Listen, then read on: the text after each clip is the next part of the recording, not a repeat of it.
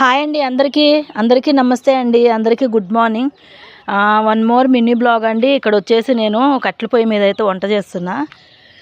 ఇక్కడ వచ్చేసి ఎసరైతే పెట్టాను, అన్నం వండటానికి ఎసరు పెట్టేశాను. పొయ్యి ఎందుకో ఇప్పుడు పొద్దున్నే కదండి అసలు మంచిగా మండుతుంది, సాయంత్రం అయితే చుక్కలు కనపడతాయి అన్నమాట.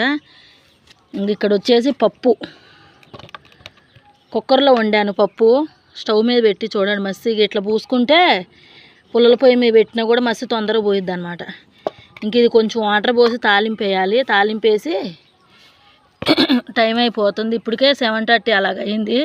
ఇంకొక హాఫ్ అన్ అవరే ఉంది. నిన్న అయితే అన్నం తినకుండా వెళ్ళిపోయాడు అనమాట అలిగి మా ఆయన. ఇంక ఇక్కడ వచ్చేసి బియ్యం అయితే నానబెట్టా అన్నం వండటానికి. బియ్యం అట్లా నానిపోయిన బియ్యం తినాలంటే నాకు చాలా ఇష్టం అండి. కానీ నా సబ్స్క్రైబర్ ఒకరైతే పద్మ అమ్మ అయితే ఒకరోజు నేను నానబెట్టిన బియ్యం తింటూ వీడియో చేశాను.